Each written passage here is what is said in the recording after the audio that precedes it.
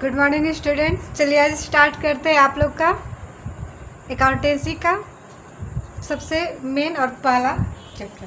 देखिए क्या होता है, सब्जेक्ट आपका अकाउंटेंसी है।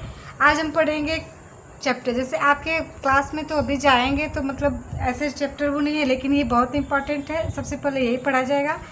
तो आज हम लोग जानेंगे क्या होता है journal, what is the journal, और rules of debit and credit, मतलब डेबिट और क्रेडिट करने के रूल्स क्या होते हैं उसको जानेंगे।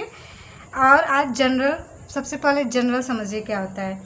जनरल जिसको हिंदी में रोजना मचा कहते हैं, जो कि हिंदी इतना ज़रूरी नहीं है लेकिन आप लोग समझते रहिए। रोजाना मचा मतलब क्या होता है, डेली रिकॉर्ड। जनरल का मतलब क्या होता है, डेली रिकॉर्ड। मतलब कोई भी बुक या डायरी हो जिसमें हम लोग क्या करते हैं, रोज के ट्रांजैक्शन को क्या करते हैं, लिखते हैं, उसको हम क्या कहते हैं, जर्नल। इसकी बहुत सारे डिफिनेशन दी हुई है, लेकिन आप पहले समझिए एक ideal definition of journal: the book in which all the business transactions are entered systematically for the first time is known as journal. मतलब कि जिस भी बुक में पूरे सिस्टमेटिकली ढंग से रोज का यानी पर डे का जो ट्रांजेक्शन होता है उसको सुव्यवस्थित यानी सिस्टमेटिकली ढंग से लिखा जाता है, उस बुक को हम क्या कहते हैं, जनरल। ठीक है, जनरल तो समझ में आ गया। और अब आइए जनरलाइजिंग क्या होती है। जनरलाइजिंग मतलब ये जो प्रोसेस, देखिए, the process of recording transaction in a journal is called journalizing. समझ में आ गया। मतलब जो प्रक्रिया, जैसे हम लोग लिखते हैं ना जनरल बुक में, जैसे डेबिट क्रेडिट करते हैं, जो प्रोसेस होता है वो क्या होता है आपका, जनरलाइजिंग। आइए दूसरी मेन चीज़ पर चलते हैं। आज हम लोग पढ़ेंगे प्रोफार्मा। ठीक है, यह फॉर्मेट प्रोफार्मा को अच्छे से समझिएगा आप लोग, उसके बाद ही हम रूल बताएंगे और आप लोग को जनरल एंट्री करना सिखाएंगे। तो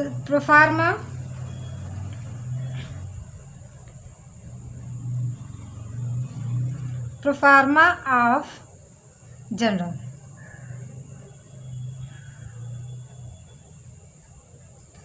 प्रोफार्मा ऑफ जनरल क्या होता है, इसको ध्यान से देखिए। सबसे पहले आप लोग अच्छे से स्केल पेन से अच्छे से काट के सीख लीजिएगा ना।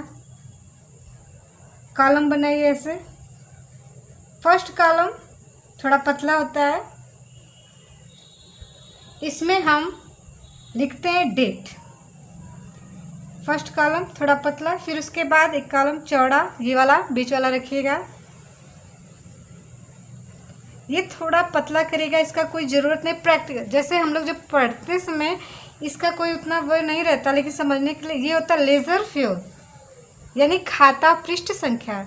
ठीक है, इसको हम बाद में बताएंगे क्या होता है। लेकिन आप जब सीखेंगे जनरल एंट्री करना तो आप इसको नहीं भी बनाएंगे तो चलेगा, लेकिन जब भी आप एज ए अकाउंटेंट काम करेंगे तो ये बनाना ज़रूरी होता है। इसके बाद आपका 2 कॉलम आएगा अमाउंट का। ठीक है, जिसमें ध्यान दीजिए, ये जो पहला है ये डेबिट और दूसरा जो होता है क्रेडिट। फिर इसमें डेबिट के अमाउंट लिखेंगे और इसमें क्रेडिट का अमाउंट लिखेंगे।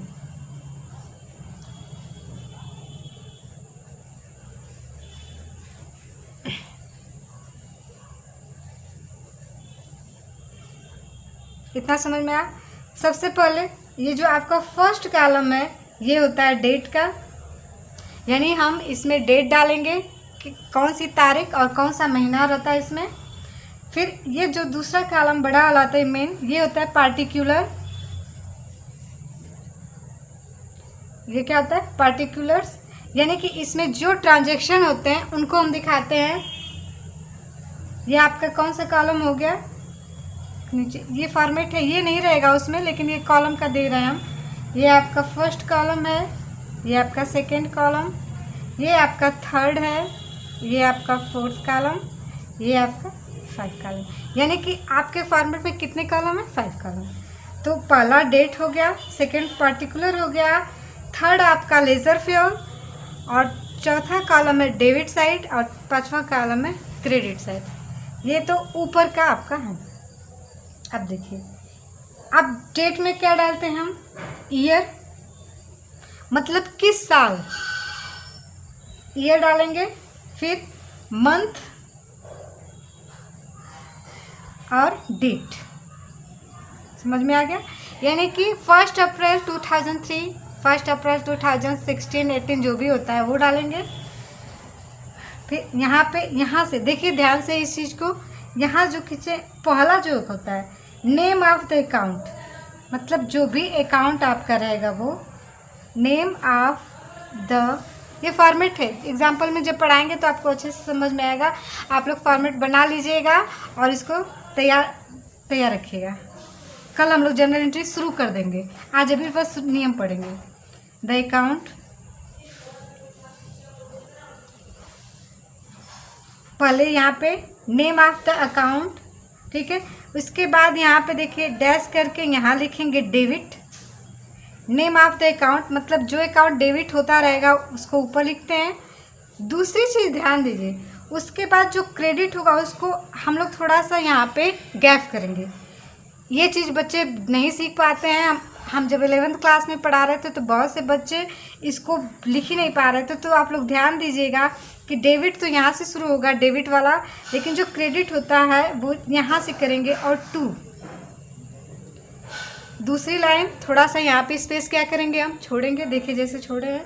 To, name of the account, name of the account. अभी हम लोग अकाउंट पूरा लिख रहे हैं, बाद में इतना नहीं लिखना रहेगा, A/C करके लिखना रहेगा, लेकिन यहाँ पे अभी फॉर्मेट बना रहे हैं इसलिए लिख रहे हैं। और ध्यान दीजिए कि यहाँ डेबिट तो लिखेंगे लेकिन यहाँ पे क्रेडिट नहीं लिखेंगे। क्यों नहीं लिखेंगे? क्योंकि टू डिनोट करता है क्रेडिट साइड को। टू किसको डिनोट करता है? क्रेडिट को। यानी कि जैसे Ram account debit to cash, ठीक है। तो ये है। उसके बाद ये कॉलम तो छूटा रहेगा, हम बोले ना कि इसका उतना ज़रूरी नहीं है, सिर्फ फॉर्मेट में रहेगा। ध्यान दीजिए एक चीज़ और, ये जो नेम ऑफ द डेबिट का अकाउंट, ये डेबिट, ध्यान दीजिए, डेबिट के नीचे हम डेबिट का अमाउंट लिखेंगे और जो क्रेडिट होगा वो क्रेडिट के नीचे हम क्रेडिट का अमाउंट लिखेंगे, ठीक है। और आगे हम बताएं कि ये दोनों अमाउंट सेम रहेंगे, यानी कि अगर 5000 से ये डेबिट हो रहा है तो 5000 से क्रेडिट भी होगा, ये आगे हम देखेंगे। इसके बाद हम लिखेंगे नरेशन। नरेशन यहाँ पे लिखिए NARRATI, narration of or explanation, NATI explanation. देखिए इसमें क्या होता है, ये बहुत इंपॉर्टेंट चीज़ है, बिना नरेशन के आप लोग नहीं लिख पाए, ये आप लोग का ट्रांजेक्शन पूरा नहीं माना जाएगा। देखिए पहले नरेशन, जो यहाँ पे ट्रांजेक्शन लिखा है उसी को हम नरेट करेंगे, ठीक है ना, बताएंगे। जैसे Mohan purchase goods from Sohan, ऐसे नरेशन लिखा जाता है। तो आगे जब हम लोग एग्जाम्पल करेंगे ना तो उसमें आप लोग को अच्छे से क्लियर होगा। तो ये आप लोग को समझ में आ गया। और देखिए इसके बाद ये आपका, ये पहला, जब इतना आप लोग लिख लेंगे ना, एक ट्रांजेक्शन आपका ख़त्म होता है। और इसके बाद हम लाइन खींच देते हैं, ठीक। उसके बाद हम दूसरा, तीसरा, चौथा, जितने भी ट्रांजेक्शन है उसको, यानी एक ट्रांजेक्शन की इतनी एंट्री करनी पड़ती है। जैसे Ram account debit to cash, purchase account debit to cash, फिर उसके बाद उसका नरेशन लिखते हैं, अमाउंट लिखते हैं, उसके बाद ये आपका क्लोज हो जाता है। ऐसे करते करते आप सारा ट्रांजेक्शन लिखेंगे। और यहाँ ध्यान दीजिए एक चीज़ और, इतना तो समझ में आ गया। और जब पूरा ट्रांजेक्शन हो जाता है तो यहाँ पे हमारा ये 6 कॉलम है, ये जो लास्ट में आएगा, अभी नहीं आएगा लेकिन ये लास्ट में रहता है क्योंकि बहुत सारे ट्रांजेक्शन होते रहेंगे।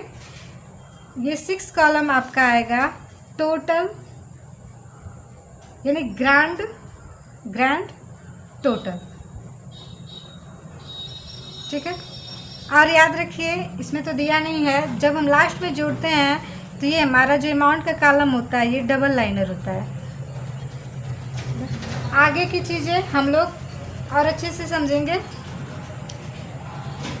कुछ चीज़ें इसमें कि जब हम लोग प्रैक्टिस करेंगे तो उसमें बताएंगे, उसमें ज़्यादा क्लियर समझ में आएगी। अभी बता देंगे तो शायद ना क्लियर हो। अब ये तो हमारा प्रोफार्मा बन के तैयार हो गया। जनरल क्या है आप लोगों ने जाना, उसके बाद प्रोफार्मा आप लोगों ने समझा। अब हम लोग रूल्स पढ़ेंगे, डेबिट और क्रेडिट्स के रूल पढ़ेंगे।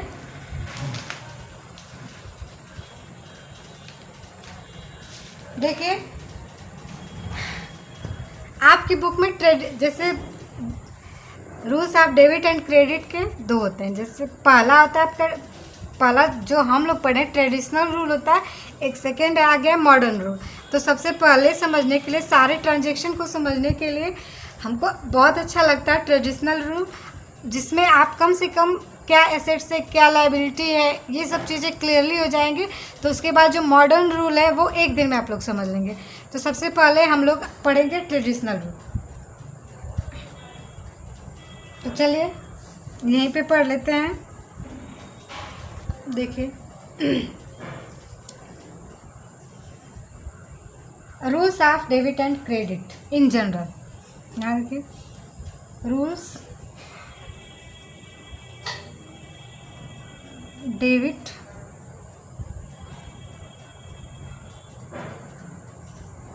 Credit in general. देखिए सबसे पहले हम लोग डेबिट और जो क्रेडिट होते हैं जनरल में, वो कैसे थे, खातों। जो हम लोग, आप याद करिए पीछे एक दिन हम आपको लोग को अकाउंट सिखाए थे। तो अकाउंट कितने टाइप के होते हैं हमारे, 3 टाइप के, याद है ना। पहला क्या था आपका, पर्सनल अकाउंट। देखिए अकाउंट को हम लोग ऐसे लिखेंगे, ये भी सही, ए अब लिख सी। फिर दूसरा आपका होता है रियल अकाउंट, और तीसरा होता है आपका नॉमिनल अकाउंट। ये चीज़ जाके पीछे वाले वीडियो में आप लोग और अच्छे से देख के समझ लीजिए। तो हम इन्हीं तीनों में, यानी कि पर्सनल में क्या था, Ram account, Shyam account, Sohan account, Mohan account, या फिर था आपका कॉलेज का कोई कॉलेज अकाउंट है, बैंक का अकाउंट है, फर्म अकाउंट है, कंपनी अकाउंट है, इंश्योरेंस कंपनी अकाउंट है।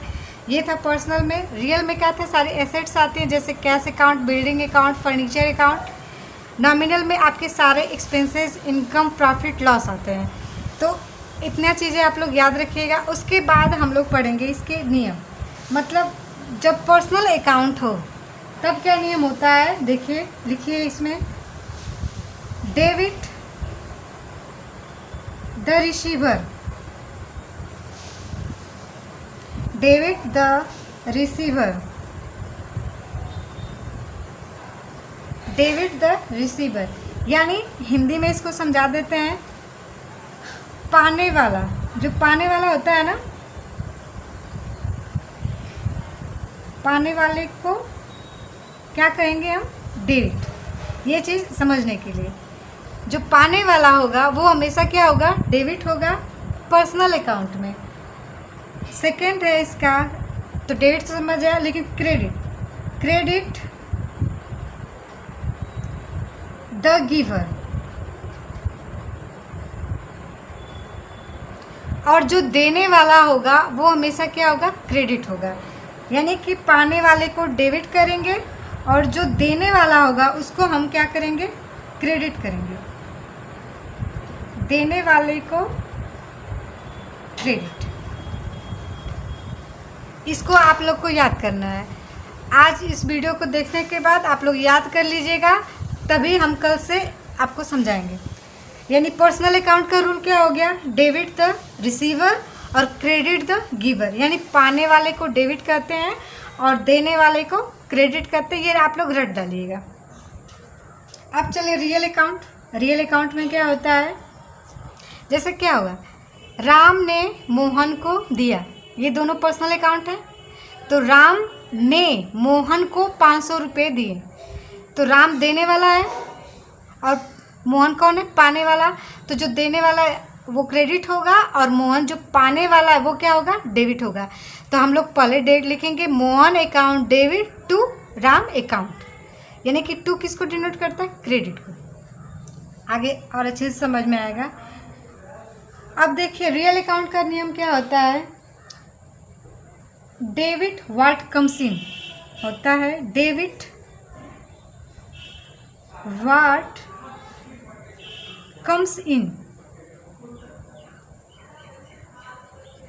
रियल में एसेट्स होती हैं ना, एसेट्स है, कोई वस्तु होती है, कैश भी होती है आपकी। तो देखिए डेबिट व्हाट कम्स इन, आने वाली, जो आने वाली, हिंदी में भी समझ लीजिए, आने वाली कोई भी वस्तु, आने वाली वस्तु या संपत्ति क्या होती है, डेबिट होती है। क्या होती है, डेबिट होती है। फिर देखिए credit what goes out, credit what goes out, कल पढ़ने के लिए ये आपको याद होना चाहिए। यानी क्रेडिट व्हाट गोज, यानी कि जाने वाली वस्तु या संपत्ति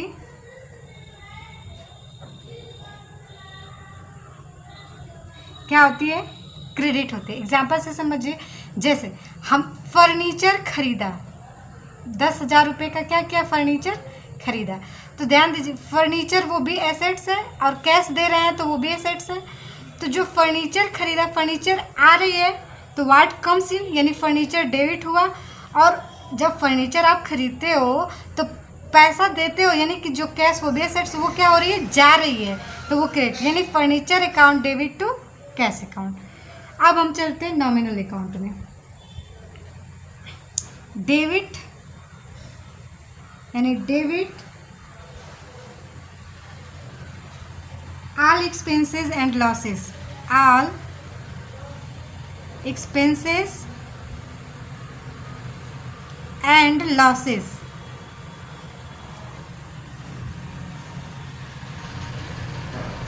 मतलब डेबिट जो होता है, जितने भी खर्चे और लॉस होती हैं, हानियां, वो डेबिट होती हैं। Credit all profit and income, income and gains या प्रॉफिट, इनकम एंड प्रॉफिट आ गेंस, गेंस मतलब होता है प्राप्तियां, गेंस। आई होप आप लोग को समझ में आ गया। ध्यान दीजिए पर्सनल अकाउंट का नियम क्या होता है, डेबिट द रिसीवर, यानी पाने वाले को डेबिट करते हैं और देने वाले को क्रेडिट, यानी credit the giver. Real account में होता है डेबिट व्हाट कम्स इन, मतलब जो भी वस्तु या संपत्ति आती है वो डेबिट होती है, और जो भी संपत्ति या वस्तु व्हाट क्रेडिट होती है, यानी क्रेडिट व्हाट गोस आउट।